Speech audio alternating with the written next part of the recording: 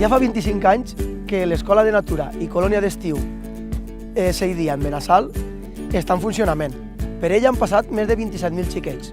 Tenim les nostres portes obertes durant tot l'any, tant a escoles, com a instituts, com a associacions, com a famílies particulars.